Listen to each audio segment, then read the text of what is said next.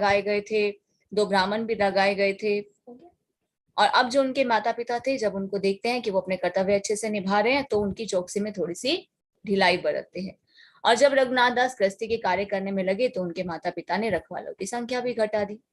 तभी शांतिपुर में चैतन्य महाप्रभु ने अपने सारे भक्तों अद्वैताचार्य, नित्यानंद प्रभु आदि को एकत्र किया और उन सबका आलिंगन करने के बाद उनसे जगन्नाथपुरी जाने की अनुमति मांगी।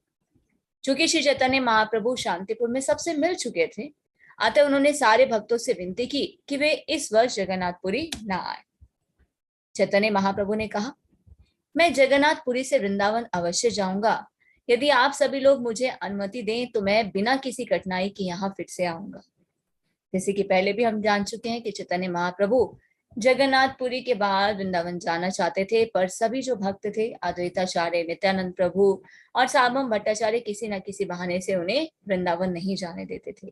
तो अब चैतन्य महाप्रभु कह रहे हैं कि अब मैं अवश्य जाऊंगा, आप सभी मुझे अनुमति दें, मैं बिना किसी कठिनाई के फिर से वापस यहाँ आ जाऊंगा। तो महाप्रभु ने अपनी माता के चरण कमल पकड़कर उनसे विनय पूर्वक अनुमति मांगी, क्योंकि उनकी माता उन्हें वृंदावन नहीं जाने देना चाहती थी। उनकी माता ने उन्हें क्या आदेश दिया था कि आप जगन्नाथपुरी रहिए, ताकि वहां जब भक्त आपसे मिलने के लिए आते जाते हैं तो मैं आपका हालचाल जान सकूं। अब चैतन्य महाप्रभु की इच्छा हो रही है वृंदावन जाने की, और अपनी माता के चरण कमलों को पकड़कर उनसे अनुमति प्राप्त करते हैं। उन्होंने महाप्रभु को वृंदावन जाने की अनुमति भी दे दी।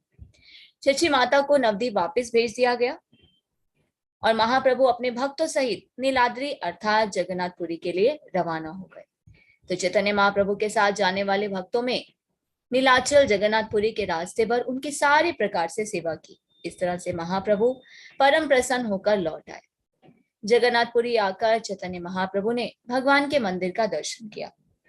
तो फिर सारे नगर में यह समाचार फैल गया कि महाप्रभु लौट आए हैं।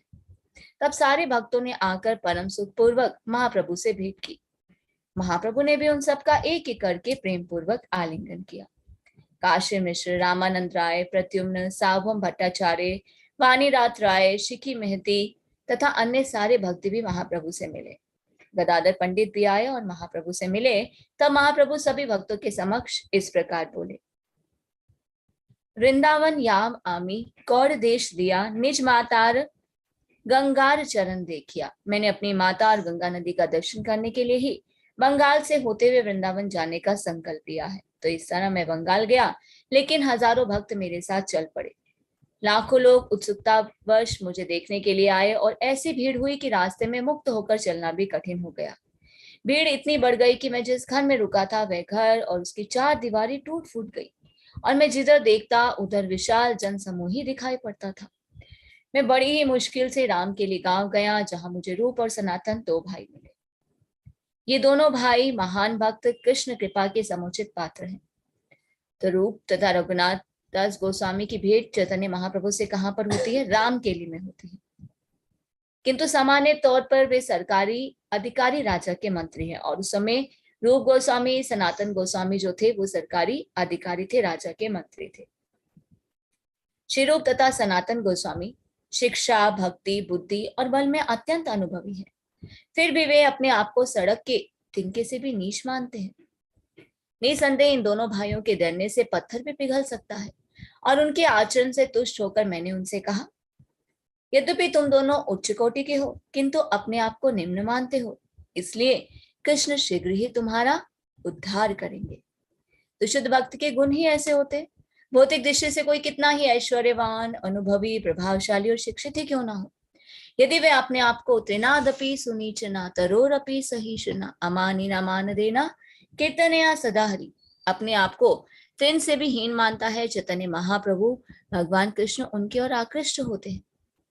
महाराज प्रताप रुद्र ने राजा होते हुए भी हाथ में झाड़ू लेकर जगन्नाथ रथ के लिए मार्ग बुहारा था, सफाई की थी। इसी विनीत सेवा के कारण चैतन्य महाप्रभु राजा पर अत्यंत प्रसन्न हुए और उन्होंने राजा का आलिंगन किया था। चैतन्य महाप्रभु के आदेश के अनुसार ही भक्त को भौतिक शक्ति पाकर कभी भी फूल नहीं जाना चाहिए। उसे यह जान लेना चाहिए कि भौतिक शक्ति क्या है। अभी जो हम ऐश्वर्यवान हैं, शिक्षित हैं, अच्छे परिवार में हमारा जन्म हुआ है, हमारे पास सभी व्यवस्था है, तो वो क्या है? हमारे पूर्व कर्मों के फल के अनुसार है। लेकिन ये क्या है? नश्वर है। किसी भी क्षण मनुष्य का सारा भौतिक ऐश्वर्य भी समाप्त हो सकता है, हमारा शरीर भी। कभी भी समाप्त हो सकता है। इसलिए एक भक्त कभी भी ऐसे ऐश्वर्य पर गर्वित नहीं होता। वो सदैव विनीत और दीन बना रहता है और अपने आप को तृण के ही समान हीन मानता है। इसके कारण भक्तगण भगवत धाम वापस जाने के पात्र होते हैं। तो भगवत धाम वापस जाने का पात्र कौन है? जो अपने आप को किस भाव में रहेगा? जैसा कि चैतन्य महाप्रभु की शिक्षा है, शिक्षा अष्टकम में, त्रिनादपि सुनीचना तरोरपि सहिष्णुना अमानिना मान देना कीर्तन्या सदा हरि। अपने आप को मार्ग में पड़े तिनके से भी छोटा समझना चाहिए। तिनका देखा आपने, घास जो होती है अगर हम उसके ऊपर पैर रखें, सीधी खड़ी होती है तो वो लेट जाती है ना। ऐसे जैसे सिलेंडर पहले खड़ी हुई होती है तो ऐसे लेटी हुई स्थिति में हो जाती है, तो फिर जैसे ही हम पैर उठाते हैं तो वैसे सीधी अवस्था में हो जाती है। उसी प्रकार वृक्ष क्या करते हैं? चाहे गर्मी हो, सर्दी हो, आंधी हो, तूफान हो, हर चीज को सहन करते हैं। तिनादपि सुनिचना तरोरपि सहिष्णुना। तरोरपि वृक्ष के समान सहिष्णु होना चाहिए। अमानी ना मान देना, कोई हमें मान दे ना दे, पर हमें हमेशा सभी का सम्मान करना चाहिए और हरे कृष्ण महामंत्र का कीर्तन करना चाहिए। अगर ये शिक्षा हम अपने जीवन में उतारते हैं तभी हम भगवत धाम जाने के पात्र हैं। उन्हें उनसे ऐसा कहकर मैंने उनसे विदा ली और जब मैं विदा हो रहा था तो सनातन ने मुझसे कहा, जब हजारों की लोगों की भीड़ किसी का अनुसरण कर रही हो तब इस प्रकार से वृंदावन जाना उचित नहीं है। यद्यपि मैंने यह सुना किंतु उस पर ध्यान नहीं दिया और प्रातः काल में कनाई नाटशाला गया, किंतु रात में मैंने सनातन के कहे हुए पर विचार किया कि सनातन गोस्वामी ने क्या कहा था कि भीड़ के साथ जाना उचित नहीं है। मैं इस निर्णय पर पहुंचा कि सनातन ने बहुत ठीक कहा है। मेरे साथ बहुत बड़ी भीड़ थी, अतएव इतने सारे लोगों को देखकर लोग निश्चय ही मेरी निंदा करेंगे।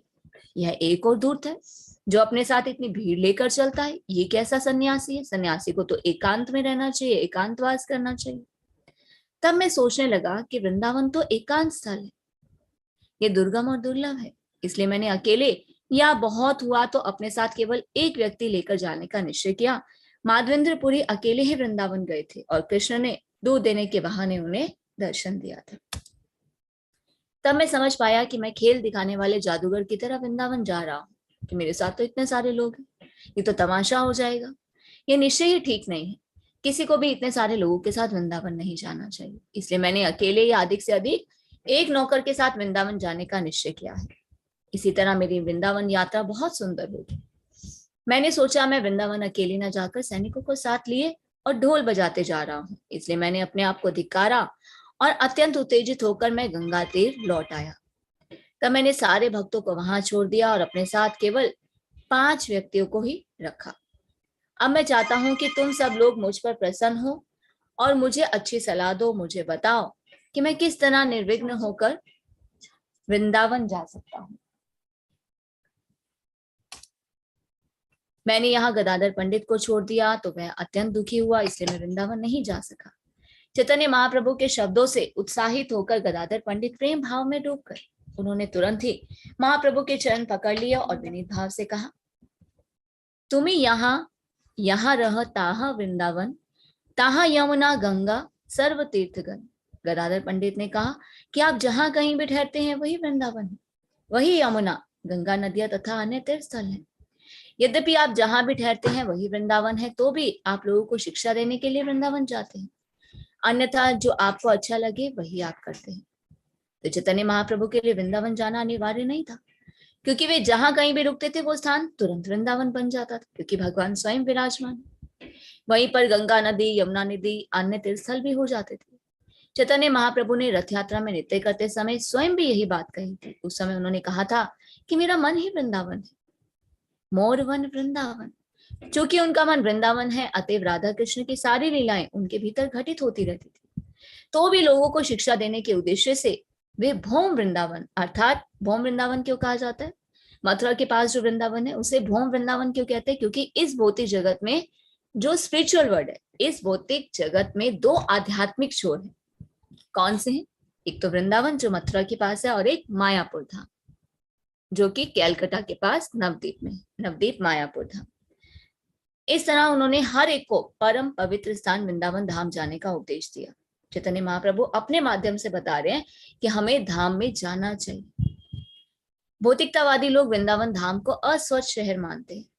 कई बार हम वृंदावन जाते हैं ना, देखते हैं अरे ये तो पुराना तरीके से बना हुआ है, नालियां हैं, कितना कचरा है, वहां पे अनेक बंदर और कुत्ते हैं, और यमुना नदी के किनारे बहुत गंदगी।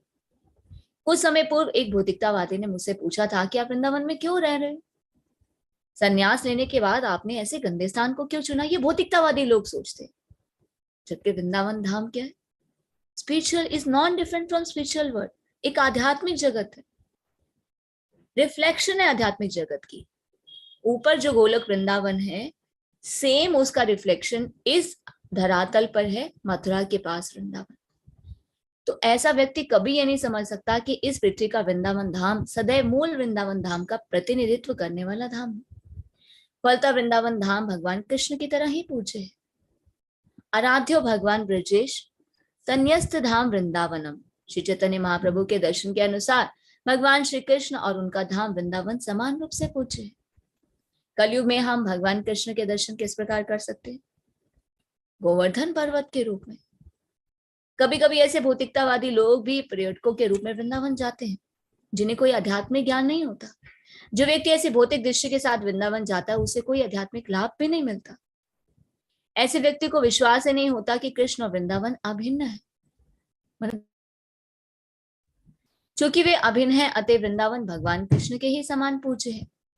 श्री चैतन्य महाप्रभु की दृष्टि में सामान्य भौतिकतावादी व्यक्ति की दृष्टि से भिन्न है।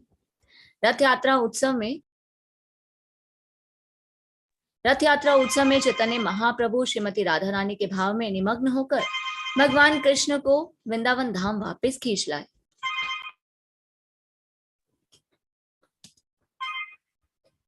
चैतन्य महाप्रभु ने स्वयं वृंदावन धाम का जीर्णोद्धार किया और अपने मुख्य शिष्यों रूप तथा सनातन को इसका विकास करने और सामान्य जनता की आध्यात्मिक दृष्टि को आकृष्ट करने के लिए इसे प्रस्तुत करने की सलाह दी। जो छठ गोस्वामी है, उन्होंने चैतन्य महाप्रभु की आज्ञा पर ही वृंदावन की खोज की थी। आज जब हम मथुरा वृंदावन जाते हैं, भगवान के तीर्थ स्थली का दर्शन करते हैं, वो किनकी कृपा से है? वो छठ गोस्वामियों की कृपा से है। भगवान स्वयं भी वृंदावन गए, वहां पर उसका जीर्णोद्धार किया और फिर कुछ कार्य स्वयं किया, कुछ कार्य अपने नित्य पार्षदों के लिए छोड़ा, जैसे कि छठ गोस्वामियों के लिए। छठ गोस्वामियों ने वहां पर वृंदावन की तीर्थस्थली, वहां पर जो हम अर्च विग्रह देखते हैं, उनकी भी खोज की। तो इसका विकास करने और सामान्य जनता की आध्यात्मिक दृष्टि को आकृष्ट करने के लिए इसे प्रस्तुत करने की सलाह दी। और इस समय वृंदावन में लगभग 5000 मंदिर है। इसके बाद भी इस्कॉन एक विशाल भव्य मंदिर बनवा रहा है, जिसमें भगवान कृष्ण, बलराम, राधा कृष्ण और गुरु गौरांग की पूजा की जाएगी। चूंकि वृंदावन में कोई प्रमुख कृष्ण बलराम मंदिर नहीं है, इसलिए हम एक ऐसा मंदिर बनवाने का प्रयास कर रहे हैं। अभी जो हम इस्कॉन जाते हैं, वृंदावन में इस्कॉन मंदिर जाते हैं, कृष्ण बलराम मंदिर, वो श्रील प्रभुपाद की कृपा के द्वारा ही हम वहां पर जाकर दर्शन कर सकते हैं। तो नरोत्तम दास ठाकुर कहते हैं, बलराम और नंद महाराज के पुत्र कौन है? साक्षात गौर निताई के रूप में अवतरित हुए हैं। गौर निताई, कुछ लोग का ना थोड़ा सा कंफ्यूजन होता है कि गौर निताई कौन है, जिन्हें आध्यात्मिक ज्ञान नहीं होता। गौर का अर्थ कौन है? चैतन्य महाप्रभु, जो कौन है? राधा और कृष्ण के कंबाइंड फॉर्म है। निताई, नित्यानंद प्रभु, जो है बलराम जी, कृष्ण और बलराम के रूप में, गौर निताई के रूप में अवतरित हुए हैं। इस अवसर को पाकर गदाधर पंडित ने कहा, अब तो चातुर्मास से प्रारंभ हो चुका है, अतएव आपको अगले 4 मास जगन्नाथपुरी में ही बिताने चाहिए। यहाँ 4 महीने रहने के बाद आप जैसा चाहें कर सकते हैं। वास्तव में आपको जाने या रहने से कोई नहीं रोक सकता। यह कथन सुनकर चैतन्य महाप्रभु के चरण कमलों पर उपस्थित भक्तों ने कहा कि गदाधर पंडित ने उनकी इच्छा को सही ढंग से प्रस्तुत किया है। सारे भक्तों के अनुरोध पर चैतन्य महाप्रभु जगन्नाथपुरी में 4 मास तक रुके रहने के लिए राजी हो गए। यह सुनकर राजा प्रतापरुद्र अत्यधिक प्रसन्न हुए और उस दिन गदाधर पंडित ने चैतन्य महाप्रभु को निमंत्रण दिया और महाप्रभु ने अन्य भक्तों सहित उनके यहाँ भोजन को ग्रहण किया। संभवतः कोई भी साधारण व्यक्ति गदाधर पंडित द्वारा परोसे गए स्नेहपूर्ण भोजन एवं महाप्रभु द्वारा इस भोजन के आस्वादन का वर्णन नहीं कर सकता। इस तरह चैतन्य महाप्रभु अपनी लीलाएं करते हैं, जो अनंत तथा अपार है और किसी न किसी प्रकार से इनका संक्षिप्त वर्णन किया गया है। इसका विस्तृत वर्णन कर पाना संभव नहीं है। यद्यपि अनंत देव अपने सहस्त्र मुखों से भगवान की लीलाओं का सदैव वर्णन करते रहते हैं, किंतु वे किसी एक लीला का भी पार नहीं पा सकते। श्री रूप तथा रघुनाथ के चरण कमलों पर प्रार्थना करते हुए, उनकी कृपा की कामना करते हुए, मैं कृष्णदास उनके चरण चिन्हों का अनुसरण करते हुए चैतन्य चरितामृत कह रहा हूँ। इस प्रकार चैतन्य चरितामृत मध्य लीला के 16वें अध्याय का भक्ति वेदांत तात्पर्य पूर्ण हुआ, जिसमें महाप्रभु द्वारा वृंदावन जाने के प्रयास का वर्णन हुआ है। हरे कृष्णा। तो ये सेकंड पार्ट यहाँ पर कंप्लीट होता है।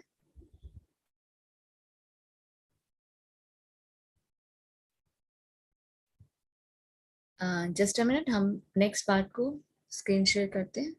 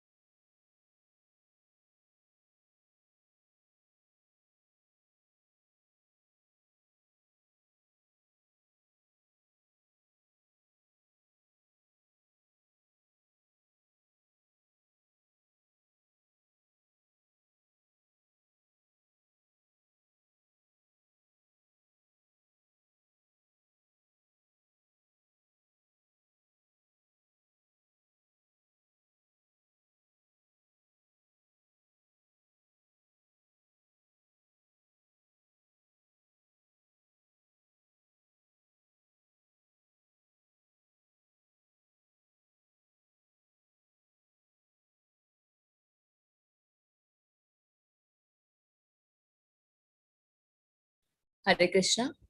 चैतन्य चरितामृत मध्य लीला पार्ट 3 अध्याय 17। तो चैतन्य महाप्रभु जो है वृंदावन की यात्रा के लिए प्रस्थान करते हैं। महाप्रभु की वृंदावन यात्रा। श्रील भक्ति विनोद ठाकुर ने अपने अमृत प्रवाह भाष्य में इस अध्याय का सारांश इस प्रकार दिया है। श्री जगन्नाथ रथ यात्रा में भाग लेने के बाद चैतन्य महाप्रभु ने वृंदावन जाने का निश्चय किया। श्री रामानंद राय स्वरूप दामोदर गोस्वामी ने चैतन्य महाप्रभु की सेवा करने के लिए बलभद्र भट्टाचार्य नामक ब्राह्मण को चुना और महाप्रभु सूर्योदय होने के पूर्व ही कटक नगर के लिए चल पड़े और कटक के उत्तर में वे घने जंगल में प्रविष्ट हुए, जहां उनकी भेंट अनेक बाघों और हाथियों से हुई, जिन्हें उन्होंने हरे कृष्ण महामंत्र के कीर्तन में लगाया। जब भी वे किसी गांव में जाते, वे भिक्षा मांगकर कुछ चावल और शाक सब्जियां प्राप्त कर लेते। यदि कोई गांव मार्ग में नहीं पड़ता तो खाने के लिए उनके पास जो भी चावल बचा रहता था वे उसे पकाते और जंगल से शाक सब्जियां एकत्र कर लाते। श्री चैतन्य महाप्रभु बलभद्र भट्टाचार्य के व्यवहार से अत्यंत प्रसन्न थे। इस तरह से महाप्रभु झारखंड के जंगलों को पार करते हुए अंत में वाराणसी पहुंचे और वाराणसी में मणिकर्णिका घाट पर स्नान करने के बाद वे तपन मिश्र से मिले, जो उन्हें अपने निवास स्थान में लेकर गए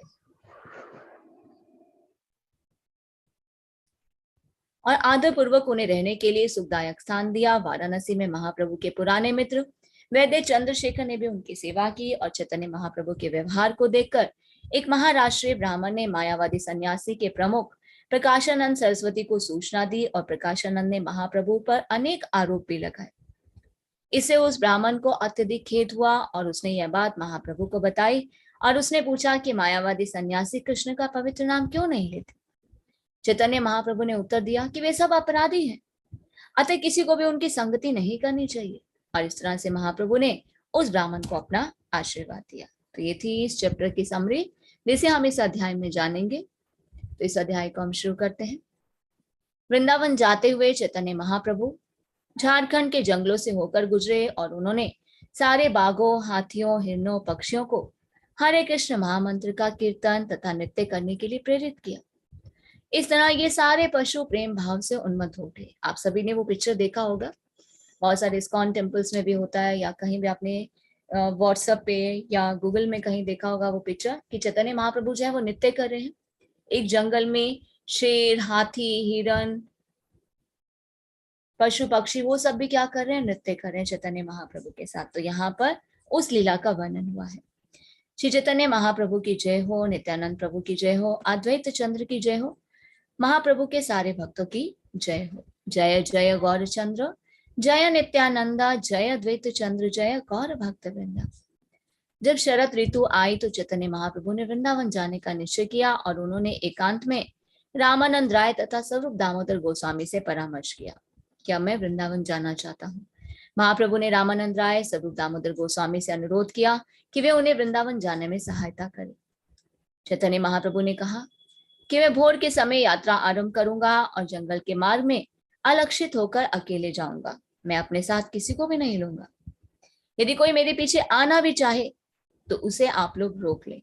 मैं नहीं चाहता कि कोई भी मेरे साथ जाए। तो चैतन्य महाप्रभु अकेले ही वृंदावन की यात्रा पर जाना चाहते थे। तुम लोग कृपया प्रसन्नता पूर्वक मुझे आगे आज्ञा दो और दुखी मत हो। यदि तुम लोग सुखी होगे तो ही मैं वृंदावन को प्रस्थान करते हुए सुखी होगा। यह सुनकर रामानंद राय और स्वरूप दामोदर गोस्वामी ने कहा, हे प्रभु, आप पूर्णतः स्वतंत्र हैं, चूंकि आप किसी पर आश्रित नहीं हैं, अतएव आपकी जो इच्छा होगी आप वही करेंगे। हे प्रभु, कृपा हमारी एक विनती सुने।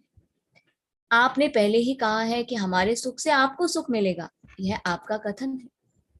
यदि आप हमारी एक विनती मान ले तो हम अत्यधिक सुखी होंगे। हमारे प्रभु, आप अपने साथ एक उत्तम ब्राह्मण अवश्य ले लें। वह आपके लिए भिक्षा लाएगा, पकाएगा और आपको प्रसाद देगा और आपकी यात्रा के समय आपका जल पात्र उठाएगा।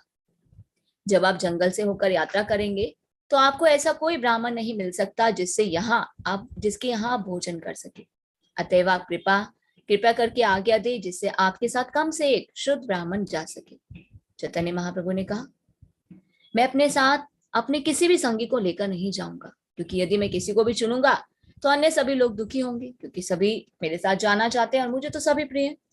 तो मैं किसी एक का चुनाव नहीं कर सकता, क्योंकि उनमें से किसी एक का चुनाव करूंगा तो बाकी सभी दुखी हो जाएंगे।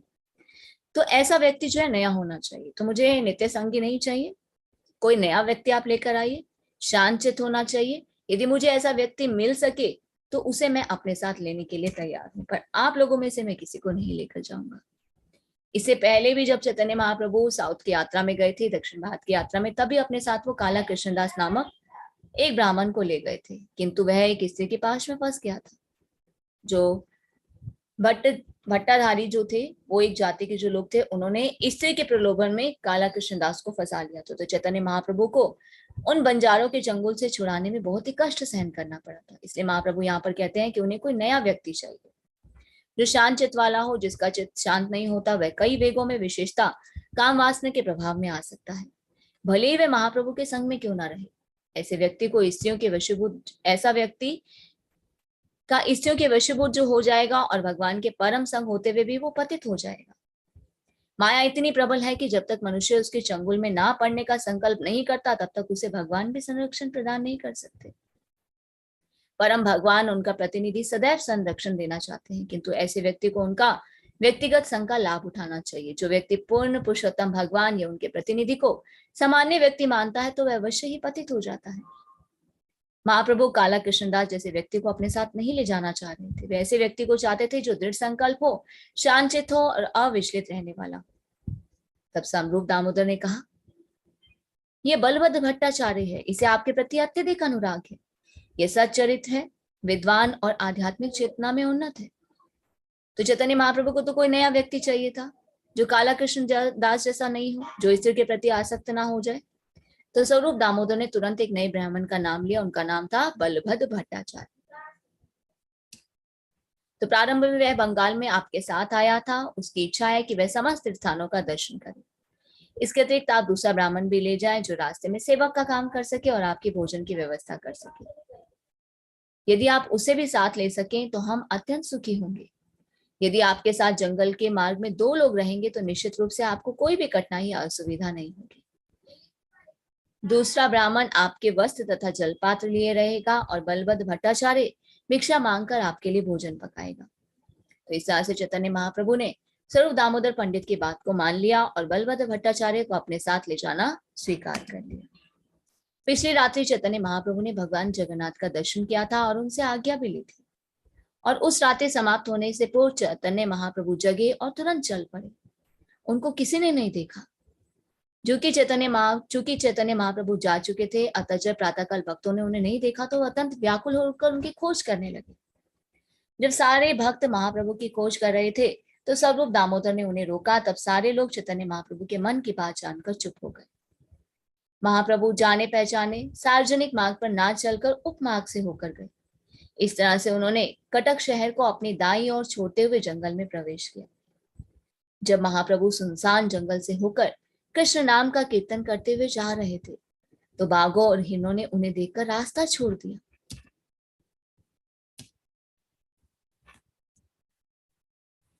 जब महाप्रभु भावेश में जंगल से होकर जा रहे थे तो झुंड के झुंड बाघ, हाथी, गेंडे और सुअर आए। महाप्रभु इन सब के बीच से होकर चलते गए। बलवड़ भट्टाचार्य जो थे उन्हें देखकर अत्यंत डरा हुआ था, किंतु चैतन्य महाप्रभु के प्रताप से सारे पशु एक और खड़े रहे। एक दिन एक बाघ रास्ते में लेटा हुआ था और चैतन्य महाप्रभु भावेश में रास्ते पर चले जा रहे थे तो उनका पांव उस बाघ से छू गया। महाप्रभु ने कहा, कृष्ण नाम का कीर्तन करो। इस पर वह बाघ जो था वो तुरंत उठ खड़ा हुआ और कृष्ण कृष्ण कहकर नृत्य करने लगा। अन्य दिन जब चैतन्य महाप्रभु नदी में स्नान कर रहे थे तब मत हाथियों का एक झुंड पानी पीने के लिए वहां पर आया।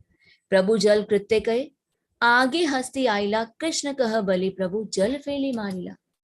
जब महाप्रभु स्नान कर रहे थे और गायत्री मंत्र का जप कर रहे थे तो वे हाथी उनके सामने आए और महाप्रभु ने तुरंत उन हाथियों पर पानी उछालकर उनसे कृष्ण नाम का उच्चारण करने के लिए कहा।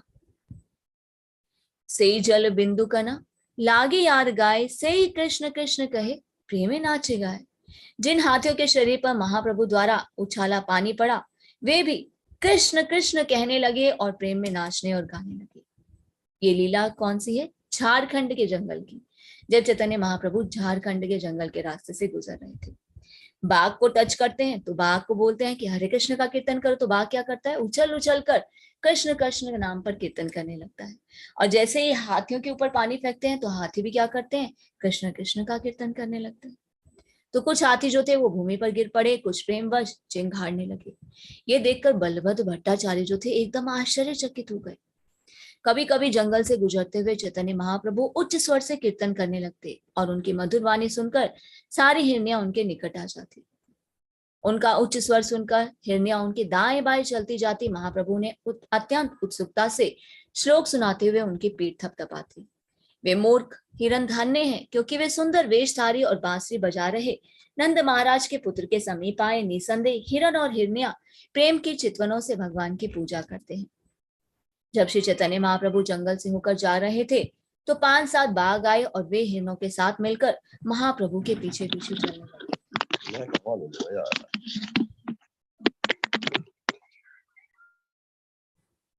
बाघ और हिरणों को अपने पीछे आते देखकर चैतन्य महाप्रभु को सहसा ही वृंदावन का स्मरण हुआ आया। अतः वे वृंदावन के दिव्य गुणों का वर्णन करने वाला श्लोक सुनाने लगे। वृंदावन भगवान का दिव्य धाम है। वहां ना भूख है, ना क्रोध, ना ही प्यास। यदि भी मनुष्य और हिंसक पशुओं में सहज वैर होता है किंतु वे वहां दिव्य भाव में मैत्रीपूर्ण रहते हैं। तो उस समय क्या लीला चल रही थी? शेर नाच रहा है, हिरन भी नाच रहा है। शेर और हिरन आपस में गले मिल रहे हैं। गाय, शेर, हिरन, सभी जो पशु पक्षी हैं सब मिलकर हरे कृष्ण महामंत्र का कीर्तन कर रहे हैं। जब श्री चैतन्य महाप्रभु ने कहा कृष्ण कृष्ण बोलो तो बाघ और हिरन कृष्ण कृष्ण का नाम लेने लगे और नृत्य करने लगे। जब सारे बाघ और हिरन नाचने और कूदने लगे तो बलवत भट्टाचार्य उन्हें देखकर आश्चर्यचकित रह गए।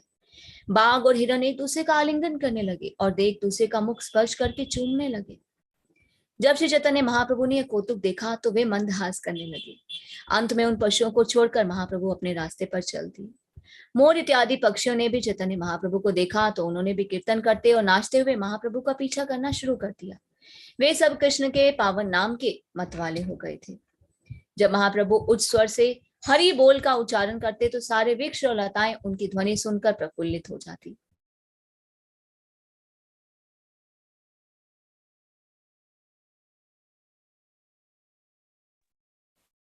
हरे कृष्ण मंत्र का उच्च स्वर से कीर्तन इतना शक्तिशाली है कि यह वृक्षों और लताओं के भी कानों में प्रविष्ट हो सकता है। पशु और मनुष्य के विषय में तो कहना ही क्या। एक बार महाप्रभु ने हरिदास ठाकुर से पूछा था कि पेड़ पौधों का किस तरह से उद्धार किया जा सकता है। तो इस पर हरिदास ठाकुर ने कहा था, हरे कृष्ण महामंत्र के उच्च स्वर के कीर्तन से न केवल पेड़ पौधे अपितु कीड़े मकोड़े और अन्य सभी प्राणी भी लाभान्वित होंगे। अतः हरे कृष्ण के ऊंचे कीर्तन से शुद्ध नहीं होना चाहिए, क्योंकि यह कीर्तन करने वालों के लिए ही नहीं अपितु इसे सुनने का भी अवसर पाने के लिए हर एक के लिए भी लाभप्रद है।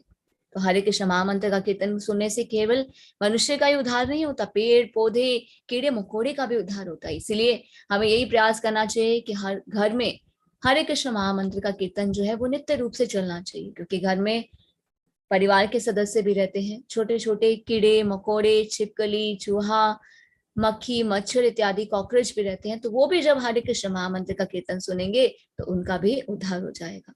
तो इस प्रकार झारखंड के वन से सारे चराचर जीव महाप्रभु द्वारा ध्वनित कृष्ण का पवित्र नाम सुनकर मतवाले हो रहे थे।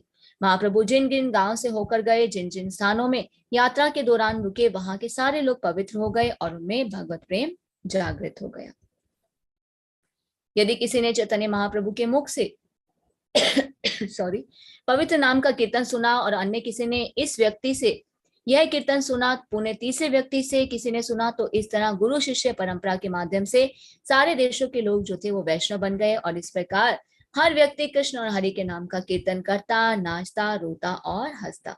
तो यहाँ पर हरे कृष्ण महामंत्र की दिव्य शक्ति का वर्णन हुआ है। पहली बात यह है कि पवित्र नाम का उच्चारण चैतन्य महाप्रभु द्वारा किया जा रहा था। जब कोई व्यक्ति प्रत्यक्ष उनसे सुनता था तो वो भी शुद्ध हो जाता था, जब वो व्यक्ति अन्य किसी को सुनाता था वो भी शुद्ध हो जाता था।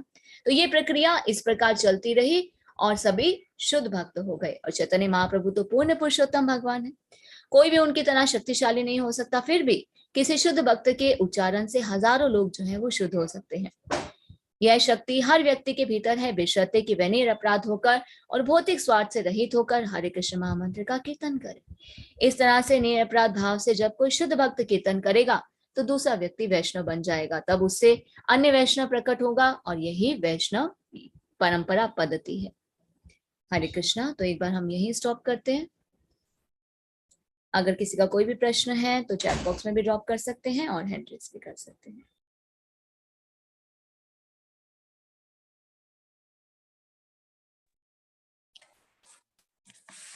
हरे कृष्णा माता जी।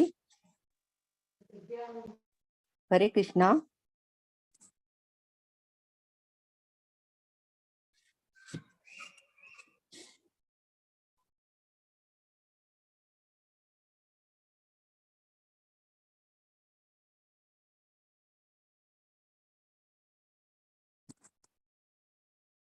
हरे कृष्ण। हरे कृष्णा अशोक प्रभु जी। हरे कृष्ण माता जी।